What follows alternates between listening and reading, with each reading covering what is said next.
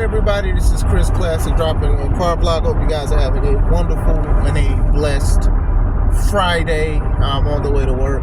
God is good.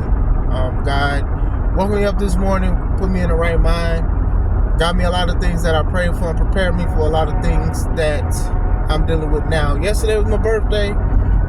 Thankful to hit 35. Thankful for the people who've given me love, tweet, text, messenger. I still gotta send people thank you because I always try to send people thank you each time because you took time out for me. That's like when people say they pray for me. I think that's one of the most sincerest things people can do for me, because you can be talking to God about a whole bunch of things and ailments and healing and even giving him thanks and gratitude, and for you to give me a few seconds of your time to even pray for me, God bless you. Make sure you subscribe to this channel, the Take It Home Podcast, where I talk about professional wrestling topics. Make sure you subscribe to my second YouTube channel, C3 Ultimate Wrestling, me and my wife's professional wrestling company of 5 years. Today at 10 o'clock, I premiered my match last Saturday between me and Atlas J. Horn. Me and him been going at it for years. And like I said in the review, I've talked about what I liked and what I didn't like about the show, and we definitely have unfinished business. But please watch and subscribe to C3 Ultimate Wrestling as well. I wanted to talk about AEW. I wanted to talk about some good and some bad, okay? So, let's talk about the good. AEW has still, even 5 years afterwards, all the potential in the world to be a great and wonderful and successful company. They still do. I think Dynasty, from what I've seen, it was pretty decent. I think that, WWE is talking about a new era in WWE and stuff like that. I think Dynasty for AEW should be a ushering in of a new era for AEW. I think they need to try a few new things because they can afford to, because for the most part their ratings, they've been, the same for the most part, besides this week where it was very low.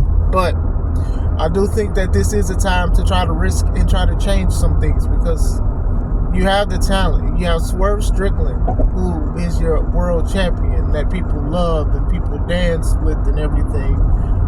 People love Toni Storm. You get what I'm saying? Though, as the women's champion, people love Will Ospreay. They love certain things from what you guys are doing, and these are, new things that you guys are ushering in. And I think that, of course, you're going to have to work and you're going to have to grind and work your way up the hill with the ever-growing ball. I forgot the Greek mythological character that had the ball that would carry it, that would always go to the highest part. But you get what I'm saying when I say that. They have a lot of potential. They still have a lot of young people. They still have a lot of people to learn. They have a lot of things that is going on with them. I think that they did come in at a time where WWE was just killing stuff, and I'm not even talking about in a good way. They was killing their own ratings. Some people stopped watching wrestling. Honestly, they stopped watching wrestling because of WWE. They didn't like some of the tactics. They didn't like some of the storylines. They didn't like some of the champions and things like that. That's for another video. But still, they did come in. It was a breath of fresh air for a lot of people, and a lot of people was given hope. They was giving hope for AEW. I think at this point, Chris Jericho was like one of the focal points of selling. I remember him going to Bubba Ray's podcast and speaking for about an hour about this new company, and that low-key kind of sold me on what's going on with it. This was after like the Bucks and them, they had the phone say that they had an event and they had a company and stuff like that. Like, I was like, okay, cool, we'll see where it goes. But I think Jericho was one of those selling points. Cody was also one of those selling points, especially when they had the event, what was it called, All Out. It wasn't an AEW thing, but they showed that they had a market for it because they sold out of tickets so quick, especially in Chicago. Chicago is definitely a mecca in professional wrestling. I know a lot of people hate when shows go there, but there's a reason why they go there. You're guaranteed to almost sell out if you're promoted right, henceforth. But I do think that they had great selling points and stuff. And you still have people who are very loyal to AEW, regardless of the good and the bad. Some are starting to admit that there's some bad stuff going on, but they still want to ride with it. And you know what? That's fine. That's fine. do think, like I said, the potential is there. The potential is there. I do think that they have enough ammunition to change some things. I think that some of the things that you have, it's not working. It's not working. I think Will is very good. I think, honestly, out of the big three who they signed, I think Will is a person that people love and get behind, even if you're not familiar with his work. I think Will has had the best work of art in his catalog compared to Okada, who had like a couple matches and he had like a 6-way, and then Mercedes Moné, who debuted, I forgot when, but she hasn't wrestled yet. I think she should have wrestled in Dynasty or something. Double or Nothing is around the corner, but still, I do think that she should have wrestled by then, my opinion.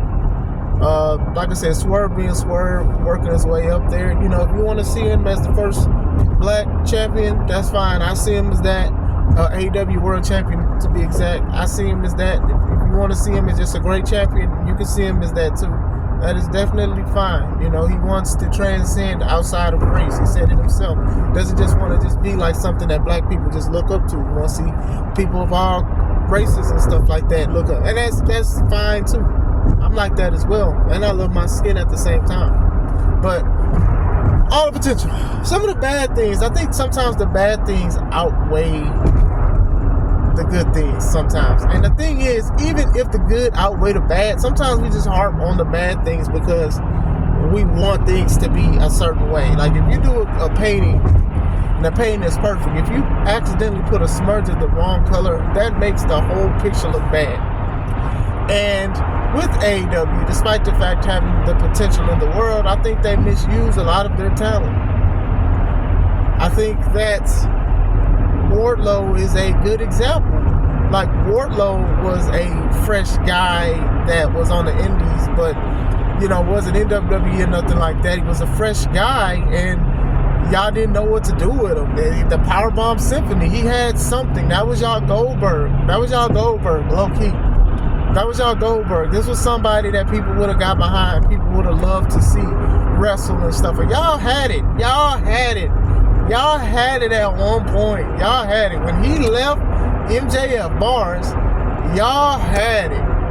I don't know if it was an injury. I don't think it was. He did get injured, but I don't think it was from it. I don't think, but y'all cooled him down bad.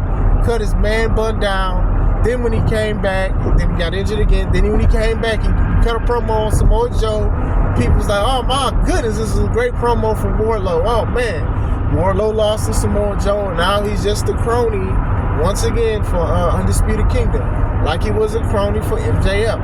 Wardlow is a good example of wasted potential. A guy that possibly could have been the world champion. Y'all could have had him beat MJF for the title, but didn't work out apparently. Just didn't work out. Now, outside of potential, I don't know if it's something that happened personal or whatever like that, but Wardlow was definitely a missed opportunity. But that goes into my next point, is that AEW does not care to book and push big men.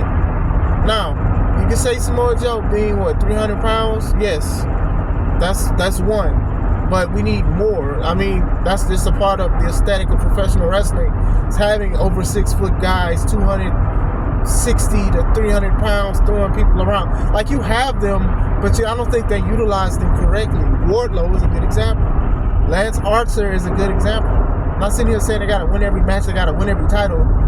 But still, it's just like you need these kind of guys or whatever like that. Like, come on, man. Like, you need these things to make. You need champions. You need credible champions like that. There's nothing wrong with having a smaller champion. I will say that. But if everybody's the same size and a lot of people are taller than them, then people are going to be like, okay, well, I can take the champ.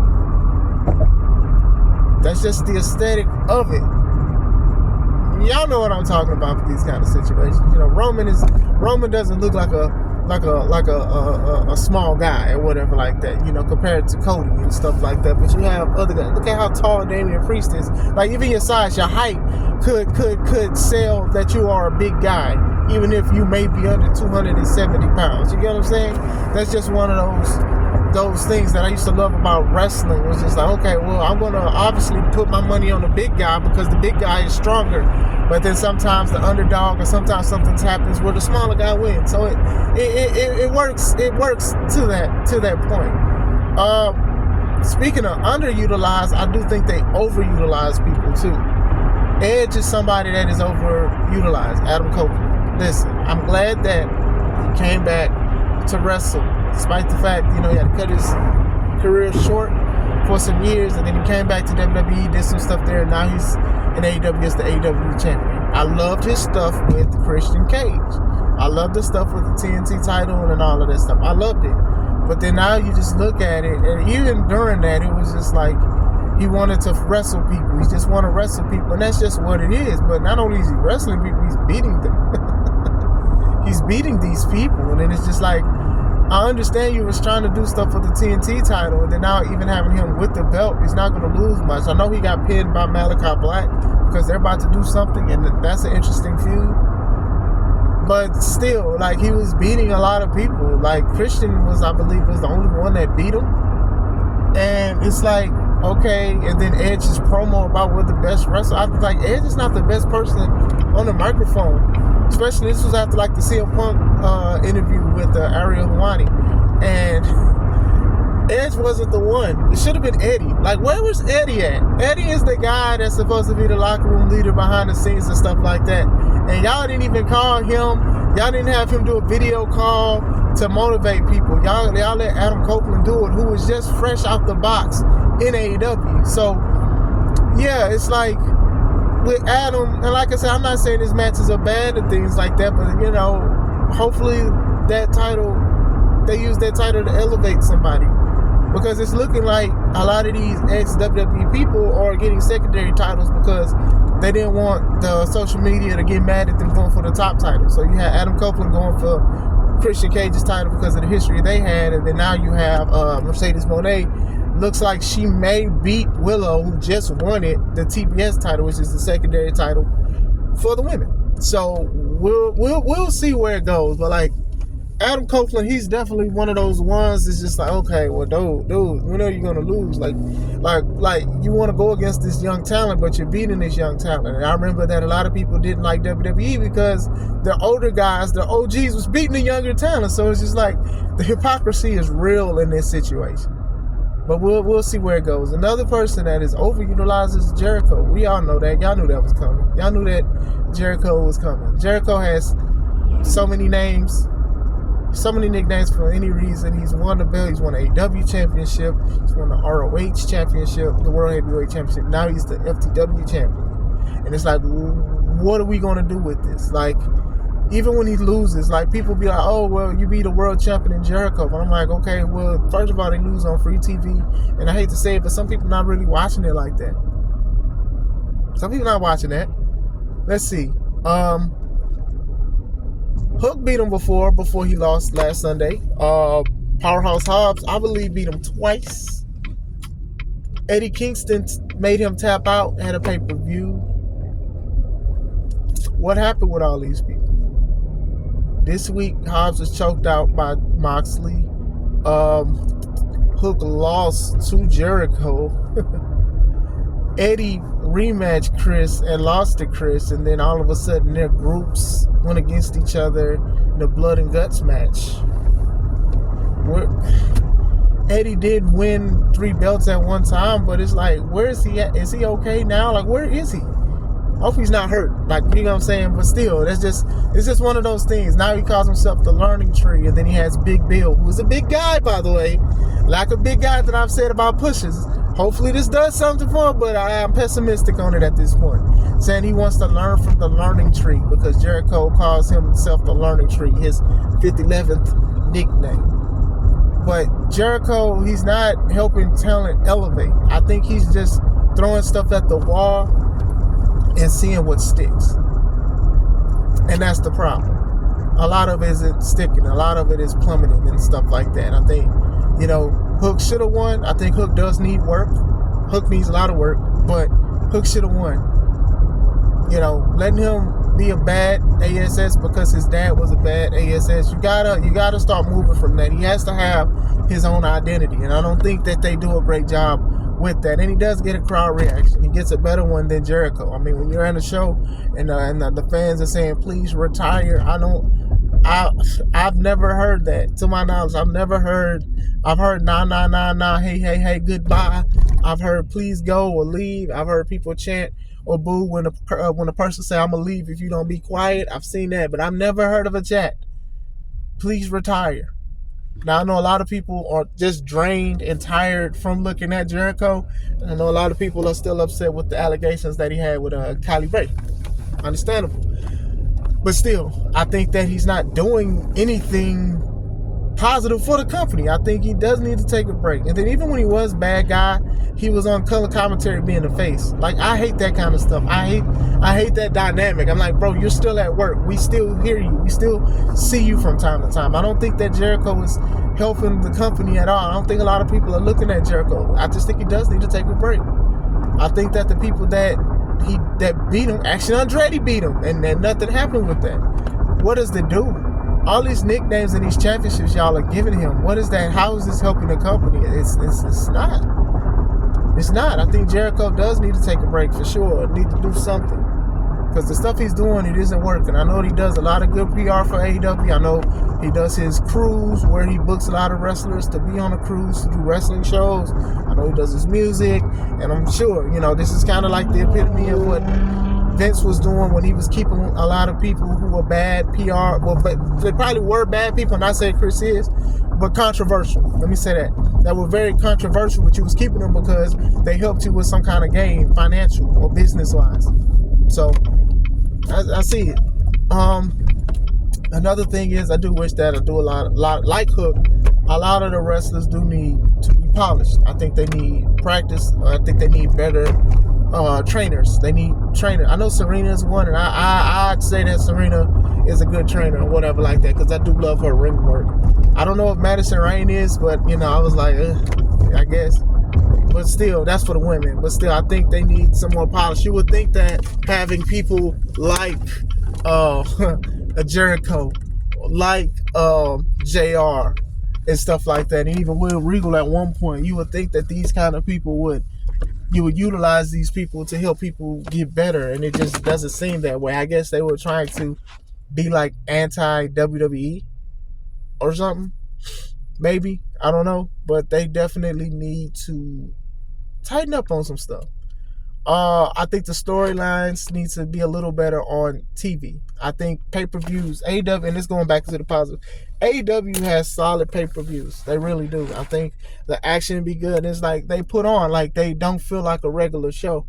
However, they need to make their regular shows feel special, and I don't think they do that. I think that they just do anything, and then it's just like, if you're free TV, and it's not free because you pay for cable, if that stuff isn't interesting, a lot of people aren't going to be like, well, let me just buy this pay-per-view to see what it's like. It don't work like that. These pay-per-views are $50. So a lot of people aren't just going to buy something and be like, well, maybe it'll be good. It's the truth. It's the truth. But their pay-per-views have been killing it. I just wish they had everything to build it up properly for people to go and get the pay-per-view. I think one of the best pay-per-views that I've seen was the All Out when CM Punk went against Darby Allin. Because even that, besides that match, there was some other good matches, but they did a great job building the whole thing. They built the whole thing very good to where people bought the event and stuff like that. But let me know. I still watch it from time to time. I look at the clips and stuff. What do you guys think? What do you think they could do better? Do you enjoy it? I'm not here to disagree if you enjoy it or whatever. I watch it.